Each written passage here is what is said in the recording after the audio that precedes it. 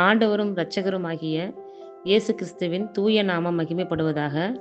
மத்தேயு எழுதிய சுவிசேஷம் 15ஆம் அதிகாரத்திலுள்ள வசனங்களுக்கான விளக்க உரையை பல்வேறு தலைப்புகளில் நாம் இப்பொழுது தியானிக்க இருக்கிறோம். மூதாதையர் மரபு. அதற்கு பிறகு பரிசேயரும் மறைநூல் அறிஞரும் எருசலேமிலிருந்து இயேசுவிடம் வந்து, உம் சீடர் மூதாதையரின் மரபை மீறுவது ஏன்? உணவு அருந்தும் முன் அவர்கள் தங்கள் கைகளை கழுவுவதில்லையே என்றனர். அவர் அவர்களுக்கு மறுமொழியாக, நீங்கள் உங்கள் மரபின் பொருட்டு கடவுளின் கட்டளையை மீறுவது ஏன்? கடவுள் உன் தந்தையையும் தாயையும் மதித்து நட என்றும், தந்தையையோ தாயையோ சபிப்போர் கொல்லப்பட வேண்டும் என்றும் உரைத்திருக்கிறார்.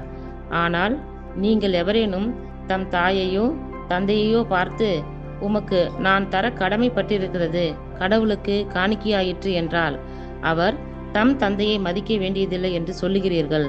இவ்வாறு உங்கள் மரபின் பொருட்டு கடவுளின் வார்த்தையை பயனற்றதாக்கி விடுகிறீர்கள். வெளிவேடக்காரரே, உங்களை பற்றி பொருத்தமாகவே ஏசாயா இறைவாக்கு உரைத்திருக்கிறார். அவர், இம்மக்கள் உதட்டினால் என்னை போற்றுகிறார்கள், இவர்கள் உள்ளமோ என்னை விட்டு வெகு தொலைவில் இருக்கிறது. மனித கட்டளைகளை கோட்பாடுகளாக கற்பிக்கின்றார்கள், இவர்கள் என்னை வழிபடுவது வீண் என்கிறார் என்றார். மேலும் இயேசு மக்கள் கூட்டத்தை தம்மிடம் வரவழைத்து அவர்களை நோக்கி, நான் சொல்வதை கேட்டு புரிந்து கொள்ளுங்கள். வாய்க்குள் செல்வது மனிதரை தீட்டுப்படுத்தாது, மாறாக வாயிலிருந்து வெளிவருவதே மனிதரை தீட்டுப்படுத்தும் என்றார். பின்பு சீடர் அவரை அணுகி, பரிசேயர் உம் வார்த்தையை கேட்டு மனவேதனை அடைந்தனர் என்பது உமக்கு தெரியுமா என்றனர்.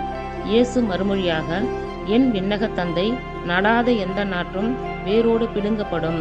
அவர்களை விட்டுவிடுங்கள். அவர்கள் குருட்டு வழிகாட்டிகள். பார்வையற்ற ஒருவர் பார்வையற்ற வேறொருவரை வழிநடத்தினால் இருவரும் குழியில் விழுவர் என்றார். அதற்கு பேதுரு அவரை நோக்கி, நீர் சொன்ன உவமையை எங்களுக்கு விளக்கும் என்றார். இயேசு அவரிடம், உங்களுக்கு இன்னுமா புரியவில்லை? வாயுனுள் செல்வது அனைத்தும் வயிற்றினுடைய சென்று கழிப்பிடத்தில் வெளியேற்றப்படும் என தெரியாதா? வாயினின்று வெளிவருபவை உள்ளத்திலிருந்து வருகின்றன, அவையே மனிதரை தீட்டுப்படுத்துகின்றன. ஏனெனில் கொலை, விபச்சாரம், பரத்தமை, களவு, பொய்ச்சான்று, பழிப்புரை ஆகியவற்றை செய்ய தூண்டும் தீய எண்ணங்கள் உள்ளத்திலிருந்து வெளிவருகின்றன. இவையே மனிதரை தீட்டுப்படுத்துகின்றன. கை கழுவாமல் உண்ணுவது மனிதரை தீட்டுப்படுத்தாது என்றார். கானானிய பெண்ணின் நம்பிக்கை.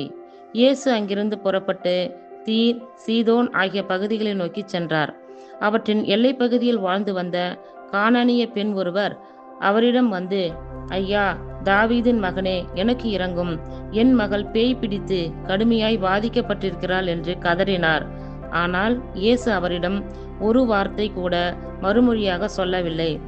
சீடர்கள் அவரை அணுகி, நமக்கு பின்னால் கத்திக்கொண்டு வருகிறாரே, இவரை அனுப்பிவிடும் என்று வேண்டினார்கள். அவரோ மறுமொழியாக, இஸ்ரேல் குலத்தாருள் காணாமற் போன ஆடுகளாய் இருப்போரிடமே நான் அனுப்பப்பட்டேன் என்றார். ஆனால் அப்பெண் அவர் முன் வந்து பணிந்து, ஐயா, எனக்கு உதவி புரியும் என்றார். அவர் மறுமொழியாக, பிள்ளைகளுக்குரிய உணவை எடுத்து நாய்க்குட்டிகளுக்கு போடுவது முறையன்று என்றார். அதற்கு அப்பெண், ஆம் ஐயா, ஆனாலும் தங்கள் உரிமையாளரின் மேசையிலிருந்து விடும் சிறு துண்டுகளை நாய்க்குட்டிகள் தின்னுமே என்றார்.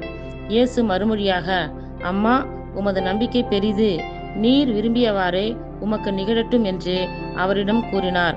அந்நேரமே அவர் மகளின் பிணி நீங்கியது. இயேசு பலவகை நோயாளர்களுக்கு குணமளித்தல். இயேசு அவ்விடத்தை விட்டு அகன்று கலிலிய கடற்கரை வழியாக சென்று அங்கே ஒரு மலையின் மீது ஏறி அமர்ந்தார்.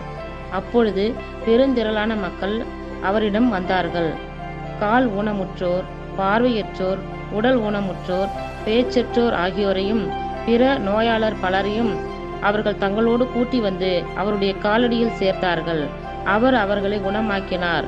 பேச்சற்றோர் பேசுவதையும், உடல் ஊனமுற்றோர் நலமடைவதையும், பார்வையற்றோர் பார்க்கிறதையும் கண்டு மக்கள் கூட்டத்தினர் வியந்து இஸ்ரேலின் கடவுளை மாட்சிப்படுத்தினர்.